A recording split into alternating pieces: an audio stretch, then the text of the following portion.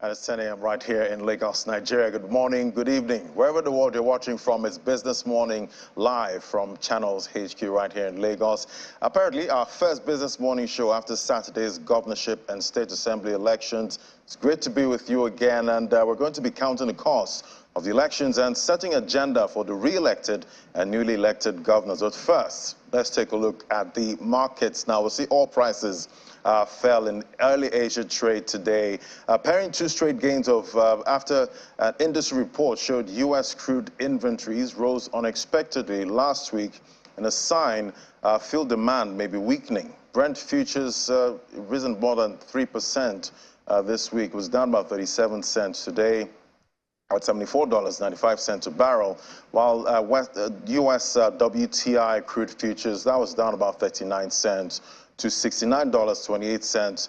Data from the American Petroleum Institute showed U.S. crude inventories rose by about 3.3 million barrels, and the week ended March 17. And traders and analysts will be looking out for data from the U.S. Energy Information Administration today to see whether it confirms signs of weaker crude demand. Definitely some volatility will be expected in that market. Now to the global grains market, we'll see Chicago wheat, corn, and soy futures trimmed gains as markets kept a cautious eye towards the U.S. Federal Reserve policy decision this week. Wheat and corn continue to be capped by the extension of a Black Sea export corridor from war-torn Ukraine, while an improvement in wheat conditions in some U.S. states and rain expected in drought-hit Argentina also curbed grain prices.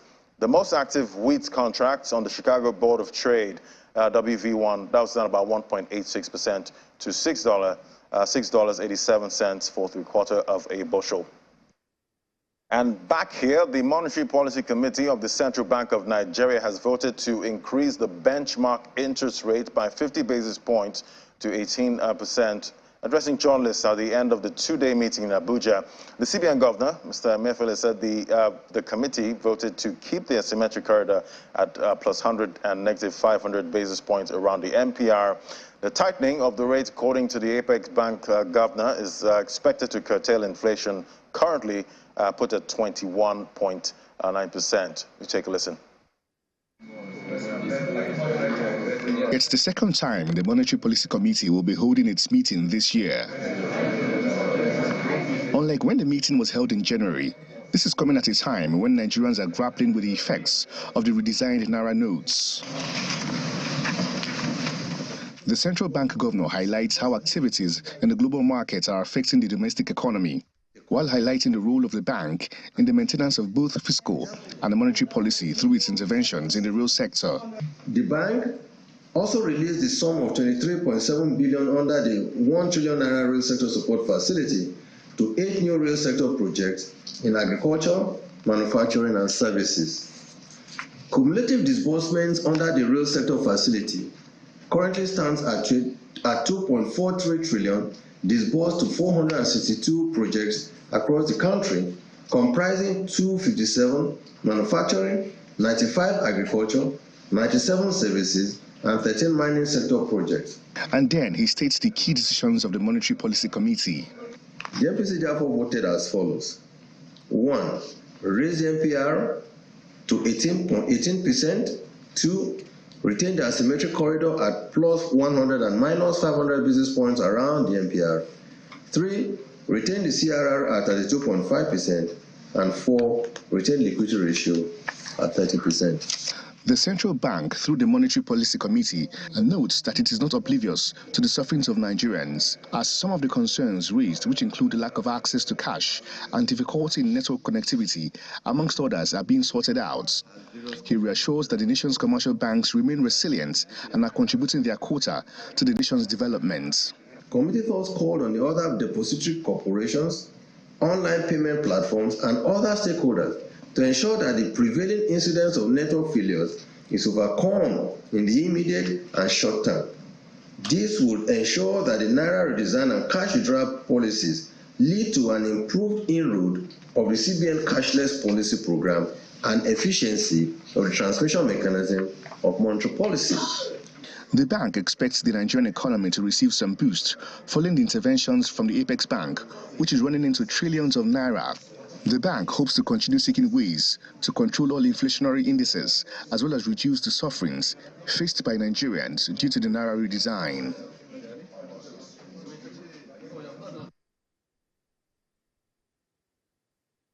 And definitely, it's days after the 2023 governorship and state assembly elections. Although we still have some states that are inconclusive, what was supposed to be a simple exercise to elect the next political leaders turned chaotic midway as violence and voter suppression fueled divisions across Africa's most populous nation. But what does this development mean for Nigeria's investment outlook? And we'll be discussing this and other matters now with Dr. Muda Yusuf, CEO, Center for the Promotion of Private Enterprise, joining us. Great to have you. Thank you. It's been a while. Welcome. It is, yeah. And definitely, it's all been about the elections since the last time, we spoke. A lot has happened. And now we have, newly elected governors and some re-elected, mostly re-elected governors. So looking at the whole process, in your view, how did it go? Well, I think it went well, generally. It can be better. And we must also acknowledge the fact that we are in our 24th year of uninterrupted democracy. I think that is something that we must acknowledge and also appreciate. And generally, democratic governments or democratic environments are generally much more conducive for investment because it is seen as participatory, it's not so dictatorial. That is what it is supposed to be. However, we need to worry about this model of democracy and the implications for cost. The cost is humongous. The cost on the part of the state, the cost on the part of the political parties, and the cost on the part of the candidates that are running for elections. So I think these things have a lot of implications for the economy and for the quality of governance subsequently. Because if as a candidate or as a political party, you have spent so much to get to power, there's a high tendency that when you get there, you are likely to begin to explore ways to recoup some of these things. And these things also, invariably lead to corruption, bad governance, and all of that. And before you know where you are, another election season comes, you begin to mobilize. So we need to worry about this model of democracy and the cost of the democracy, the cost of the transition to all the players.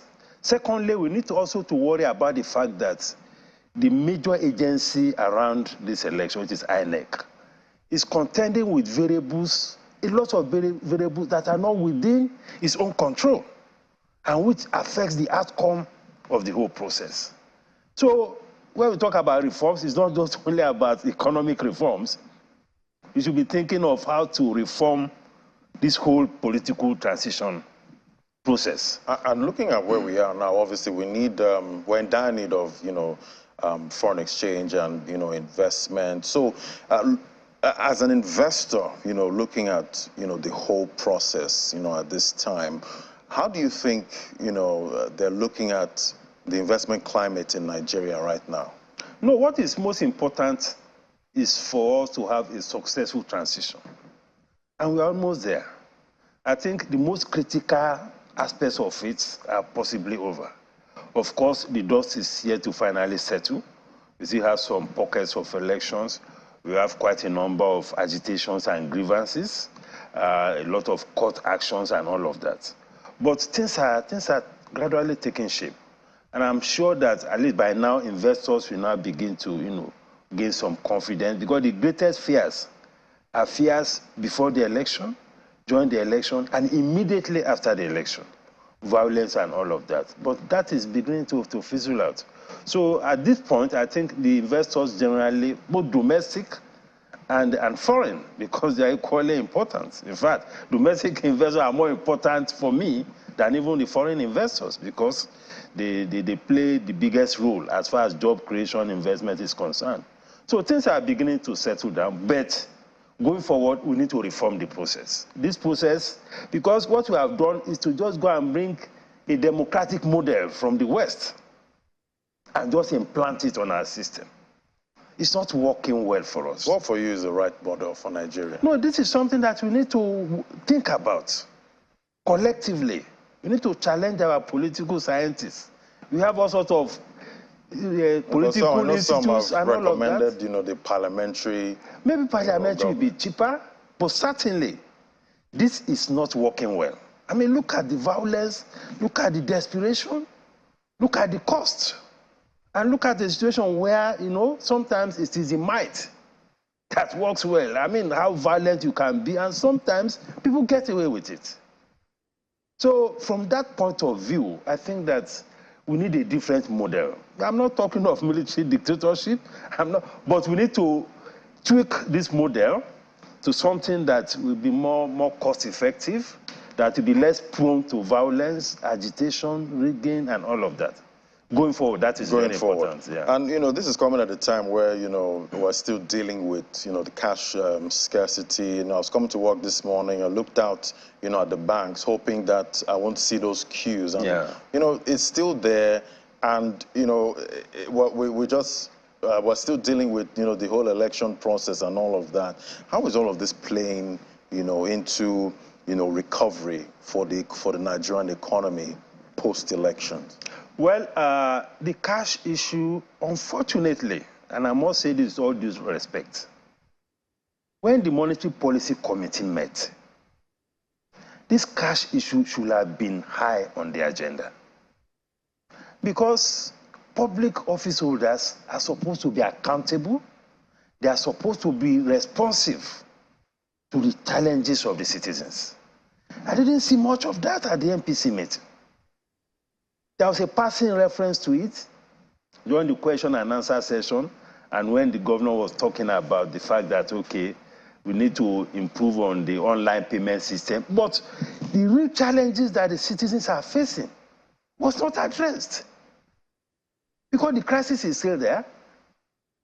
Of course, there is this theory that is about vote buying and all. Now election has come and gone. But the CBN government was not sounding as if it was even a big issue. And I think we need to call his attention to it. This crisis is still there. The retail sector, the informal economy, transportation, a lot of things are still grounded. People are still on the queues. And when we speak to those in the banks, they said that they are possibly getting about 30% or even less of the cash that they normally have to run their businesses. Now we have moved from a situation where we had 3.3 trillion naira cash in December 2022 to 900 billion as at February ending. And the impression I'm getting is that the CBN feels that they have achieved something by that. You don't just take out 70% of cash from the economy. I mean, what do you want to achieve? It's very disruptive, and I think, and I'm hoping that the presidency will weigh in on this, because I don't think the CBN is ready to change anything. Because we did hear from the CBN that they were going to do what the court, actually, the Supreme Court, said about, releasing cash and, letting the old notes, run. But it seems like we still have, the scarcity regardless of, the CBN actually coming out. They are different issues. Allowing the old note to exist side by side with the new note is one issue. Releasing the adequate, amount of cash to the system is a completely different issue. What was before the Supreme Court was not about the adequacy of the cash. It was about timeline and the fact that the old and new notes should coexist. But now the CBN is now exploiting that window of limiting the amount of cash that is available. And this is still causing a lot of problems. So we need to get it right. Because there is still this notion on the part of the CBN that the more cash you take out of the system, the more effective your monetary policy will be. And it's also supposed to have some kind of impact on the inflation rate. And, it still came out in February. Things are getting worse. I've heard stories of people saying that some perishable people are selling it at a lower price. People are selling it at a loss, so that these things don't go bad. So we cannot have an economy where the CBN will take out 70% of cash. It doesn't work that way. And we need the president to weigh in on this. This theory that because you have so much cash outside the system, cash as a percentage of money supply is just 5%. So sitting on 70% of cash is not going to solve any monetary policy problem. What will solve the monetary or inflation problem or monetary policy problem, some of these things are within the purview of the CBN. So how did you see the rate hike at this time? Was that what you were expecting? No, I was expecting a hold, actually. Okay. First, because the MPR was already very high at 17.5. And on top of that, we have the CRR also at 32.5. It's perhaps the highest CRR you can find anywhere in the world. And that has a lot of implications for the space it creates for the financial, for the banking system to also do business. For many banks, CRR is up to 50%. I mean, 50% of their deposits, which they are normally supposed to use to support the economy, has been taken away. And besides, there are lessons to be learned from what is happening globally. The aggressive tightening of monetary policy was part of what was responsible for the collapse of the Silicon Valley Bank. You see what has happened to Credit Suisse. We see what has happened to Signature Bank. A lot of these things are traceable to the aggressive tightening of monetary policy. So we also need to be very careful, because it takes just very little trigger for the banking system to come down. I mean, Silicon Valley Bank has over $200 billion worth of assets. Look at the way it just came down. So the CBN should be focusing more, rather than disrupting the economy with all this cash problem, or engaging in issues of vote buying and all of that. There should be a lot of concentration on financial system stability. This is part of their core function. We need to begin to look at how we can even improve the space for the banks to function better. CRR of 32.5, I believe, is very high. And for many banks, just as I said, it's far more than that. And do you see, like, looking at the global system, global banking system now, with what's happening, central bankers globally are kind of finding ways to ease, the strain, out there in the global banking industry.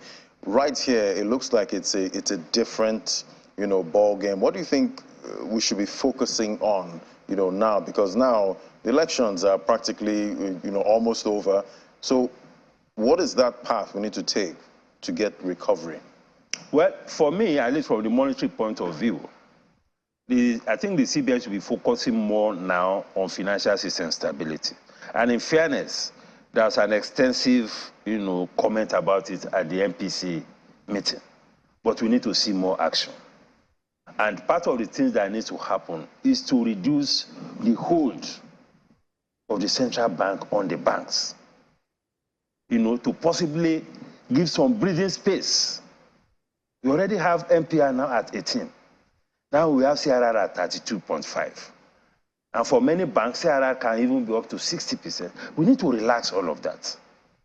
And we also need to begin to interrogate some of their assets, some of their loan assets, begin to look at their exposures. Because these things can happen, and you can imagine the contagion effect. It can spread very fast, because banking system is about confidence. Once confidence begins to collapse, within a twinkle of an eye, the whole system will collapse. So the CBN needs to do a lot more, at least to create that space. And all this tightening of monetary policy can also affect the non-performing loans. Because now MPR is 18%. By today, I'm sure many banks will have been writing to their customers that, okay, we are reviewing interest rates because MPR had gone up. Interest rate is now currently around, maybe 30% or thereabouts. That's a lot of pressure. And the higher the interest rates, the higher the risk of default. Right.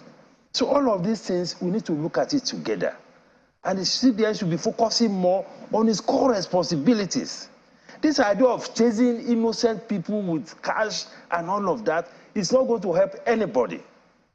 And the CBN needs to retrace its steps around this cash problem. All right. Well, still early days at this point, even though the first quarter has been quite challenging, for all of us. But we'll keep hoping, for the best, going forward. Thank you so much, Dr. Muda, CEO, Center for Promotion of Private Enterprise. Thank you. Thank you so much. Thank you. All right. Still ahead on Business Morning, we look at Nigeria's dairy industry. We also have AFEX commodities market and the NGX right here on Business Morning. Stay with us.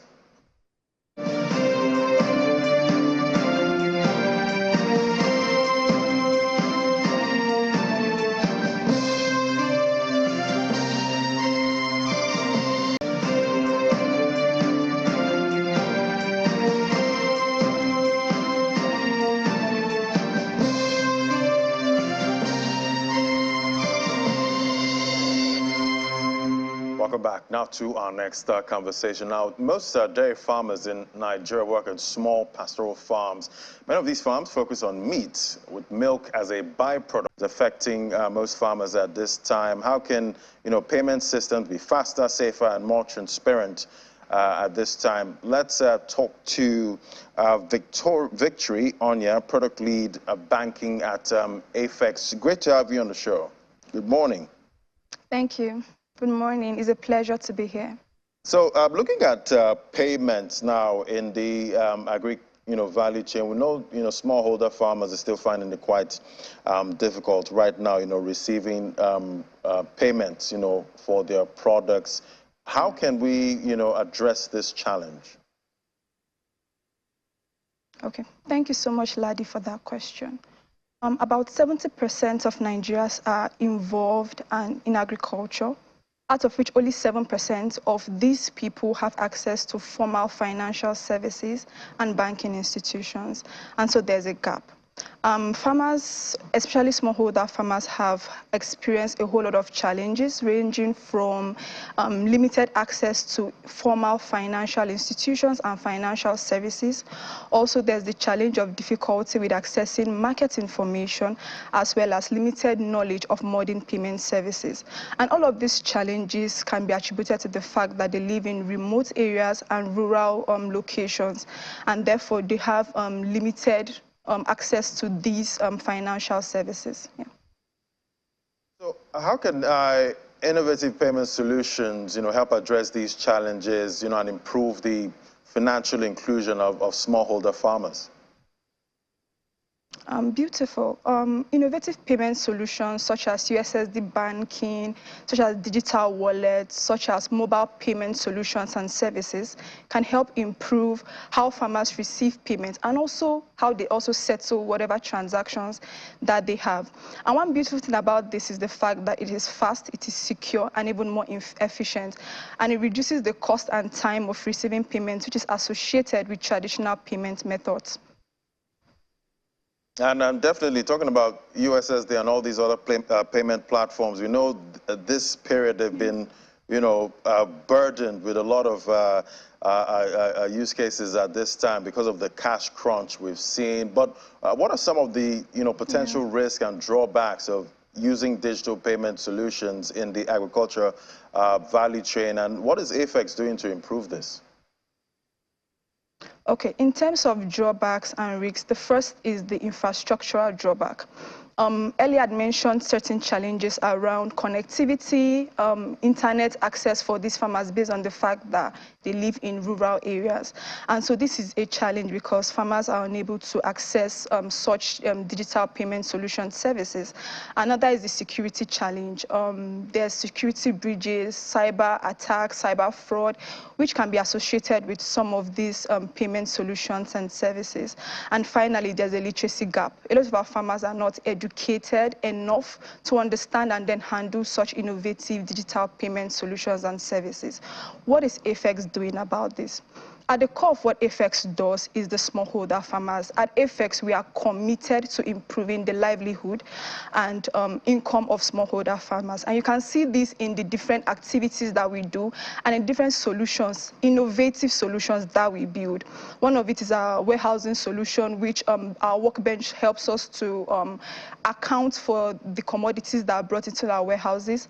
Also, we also create markets for these farmers. But at the core of what we do, we understand that to run a market system effectively, then we must be able to settle and pay efficiently and in a secure and transparent manner. And so AFEX has partnered and is still partnering with banking institutions and payment service providers to make our settlement cycle more swift, more secure, and more transparent. And as such, we are building a trust economy.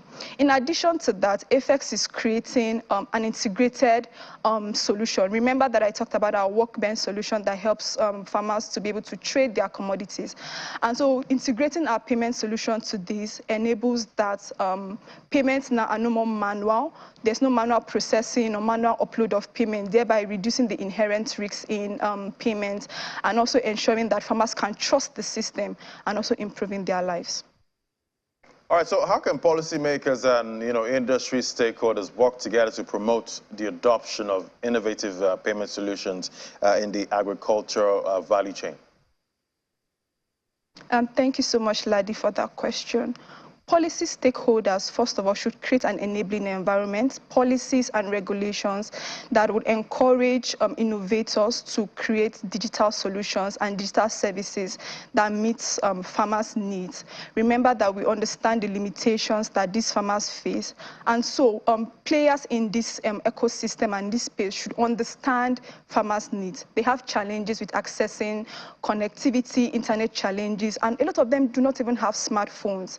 And so such solutions that should be built should be tailor-made to suit farmers' needs. That's one. We should also understand the user journey of farmers such that the solutions that we build are user-friendly. A farmer do not need to spend so much time to understand how to process payments or even how to receive payments. And so when policy stakeholders and players in this industry understand the farmer journey, they'll be able to create solutions that meet their needs, that are tailor-made for farmers, and then increase and improve the solution. Also, another thing is creating awareness. Education can never be overemphasized, because farmers need to understand how best to interact with these solutions, and also it will increase the adoption rate of these solutions by our smallholder farmers.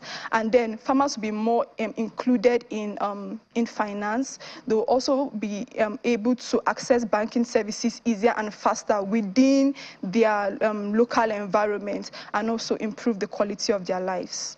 All right, thank you so much. That's Victory Onya, Product Lead Banking at AFEX. Thank you.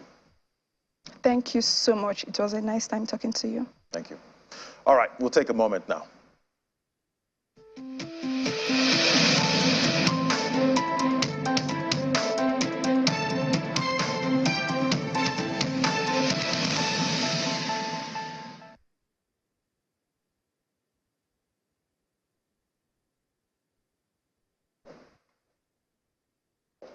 All right, for the markets now, we have Ini John McCraw with the details. Ini, wow.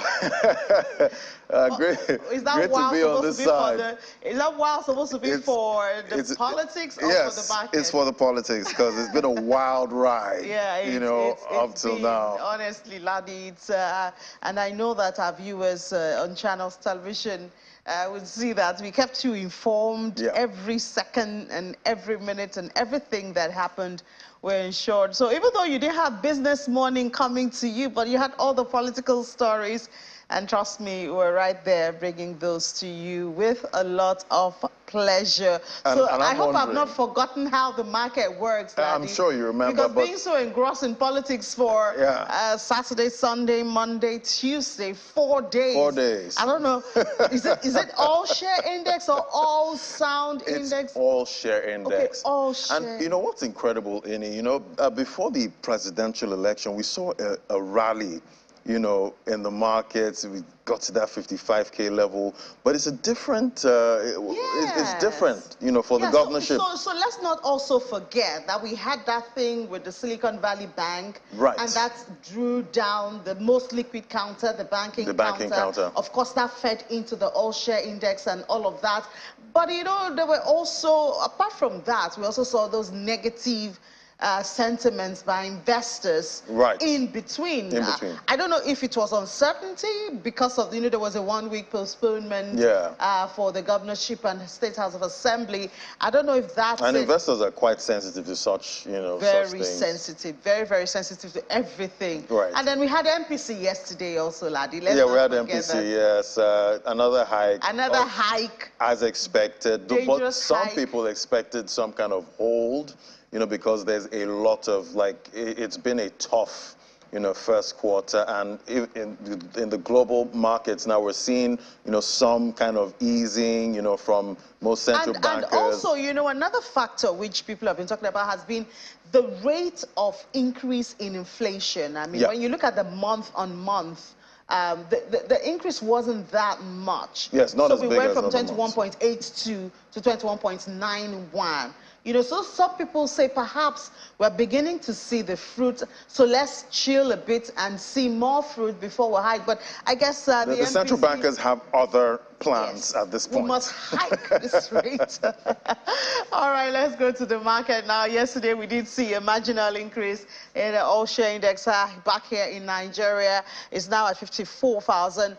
We lost at 55,000 points there, so 54,904, and equities also hanging close to that 30 trillion. And we see that the banking sector, the most liquid, perhaps the fear that came with the Silicon Valley Bank crash is wearing out, hopefully, because we saw that Zenith Bank, there was a lot of bargain hunting on Zenith Bank. People were trying to take advantage of that drop in its price. And also Lafarge industrial goods also scored a 3 basis point increase in the all-share index. And then now let's look at the activity chart. Very, very red there. Volume, can you beat volume? It's just about 128 million, something we normally have like 300 and all that. Well, and then the deals also captures it very well at less than 3,000 deals there, 2,987, while value just 1.58 billion naira. So very red activity. It's recovering. I mean, we can even see that it's a marginal increase of the all-share index, so I guess we shouldn't be so surprised. Now, the top trades yesterday, there you have 2 of those banks, and then we had Transcorp there topping the trades. But now let's have Abdurrashid Momo, stockbroker with TRW, joining us to give us, okay, we don't have him yet. We hope to have him soon. Well, these were the top trades for yesterday. UBA, as we said, and Fidelity representing the most liquid counter, and then Transcorp. So we have to move to other markets now to see what happened there. There is the federal government bonds had a total of 43 deals yesterday, valued at 23.44 billion naira. And we see that the April 2037 and April 2049 seem to be getting a lot of attention. Investors looking forward, and they have the trust, you know, to invest forward. So we have those who'll be maturing 2037 and 2049. Tomorrow we'll try and bring you, you know, analysts to give us the details of the background of what has been happening here, you know, this while that we haven't been bringing to you Business Morning. But we'll get that tomorrow for the fixed income, the money market. Other than the federal government bonds, we go to the treasury bond, where we see it's been bullish, and yields contracted though by 8 basis points to 12.9 across the benchmark curve. An average yield decline, also mid and long segment, following buying interest in 20. There you have it, the April 2023. We had 12 deals on that alone, so that was really attractive to investors yesterday. In total, we had 14 deals from the FMDQ securities market on the Treasury bills. Now let's go to the next market, the CBN bills. Only had May 2023 and 10 deals worth 19 billion naira. I believe we have Abdulrashid Momo now. So let's go back to that. Okay.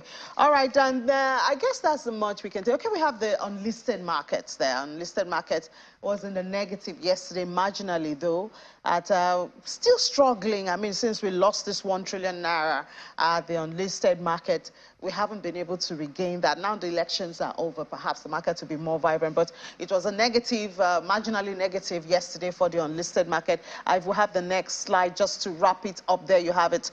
The deals were just 3, valued at just about 1 million naira, and the volume was 8,408. So it's still a bit quiet in the market. Apologies, we couldn't get Abdulrashid Momo to give us the details, but we'll factor that in tomorrow and see how we can merge that together for you or better still, join me at 1:30 p.m. I'll give you a bit of intra-market during Business Incorporated. So whatever you missed here, you will get there, laddie. Exactly. We can do that at 1:30. Exactly. We'll see how the market, closes today, because I don't know, I just see a lot of, negative sentiment for the laddie, local boss. But, please. Talking about other markets that have been doing well, while the elections were going on. But I'm going to give you that in a moment. Thank you so much. Thank you so much, Edie. Giving us the details from the NGX and other markets there. Now, let's look at what's happening with Bitcoin. That's been doing quite well for a while now. We see in greed. Last time, I was giving the market reports there. I know the sentiment was mostly neutral into fear, but now it's solidly entering greed at this point. 62 points is what we have for the market sentiment. Let's look at the market cap, also doing quite well, 1.18 trillion, up 2.60%. Volume traded, that's down about 7.37%. We see Bitcoin dominance still growing, at this point. 46% is what we're seeing. And once we see Bitcoin dominance going up, shows alt season is in the back burner, at this time, and Bitcoin is taking all the attention right now. Let's look at the price of Bitcoin. See, $28,243, up 1.72%. Last time I gave this report, I think we were about $24,000, but now $28K. A lot has happened in this market. Volume traded, $34.58 billion. Let's bring in Michael and Najin, our financial market analyst. Hello, Michael. Good morning. Hello, Eddie. Good morning. Great to have you, Michael. So, yeah, we've seen the failures of, SVB, Signature Bank, and, tumbling banking stocks, globally. And looking at, Bitcoin, we're seeing Bitcoin doing, pretty well at this time. But Bitcoin didn't seem to perform well, when it comes to inflation. It didn't, act as that hedge. But it looks like there's some kind of correlation between what's happening with the banks, globally, and Bitcoin. Yes. So basically what's going on is pretty crazy in terms of the U.S. banking sector. The best way that I've seen this explained is by someone named Ray Dalio. What we are basically witnessing is the death of America in terms of their financial security. Effectively, what they're doing is they are monetizing their debt. They're basically effectively backstopping all the banks. What they've done is they've basically injected they basically want to backstop the $16 trillion of deposits, which is effectively monetizing the entire U.S. debt. This is basically a broad-scale devaluation, basically a default that's happening, but they're not implicitly saying it.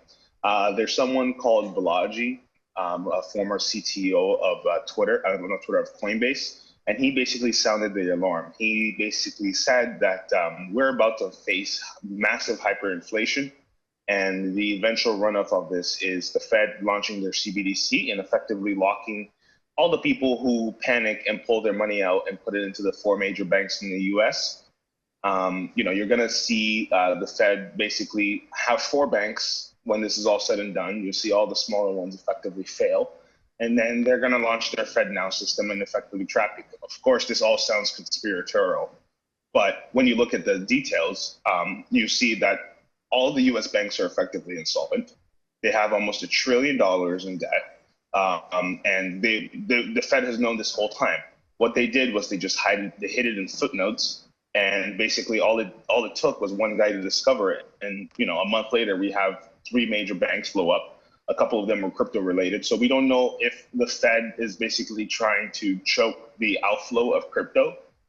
This all sounds crazy. Basically, what it ends up with is you end up with a 6-figure, 7-figure Bitcoin sooner than later, somewhere in the next 3 to 6 months, if this is all correct. It's absolutely crazy. Quite a big projection we're seeing there, but we'll see how that happens, because everything is still unfolding at this point. We're still tracking and see how liquidity and all the banks manage to survive all that's happening in the global banking industry. But that is a big projection for Bitcoin we're seeing there. But thank you so much, Michael and Naji, financial market analysts. We'll be watching if that actually happens. Quite a big bet there. Thank you so much, Michael. So let's look at the price of Ethereum quickly now. We see that's holding up $1,800, up 3.59%. So this market is looking quite bullish right now, talking about the crypto space, but obviously still a lot to watch out for, because we still have the U.S. Fed there bringing out the rates. Maybe it's going to be a big hike, 25 basis points or 50. Looking out for that, and that definitely impacts this market. That's it for the markets today, and that's a wrap on the program. Don't forget, join us at 1:30 on Business Incorporated for more updates and developments in the world of business. Remember, you can watch this again on our YouTube channel. Flip over to YouTube, search for our videos, and you can watch all our productions. Thank you for watching. Ladi Williams. Bye for now.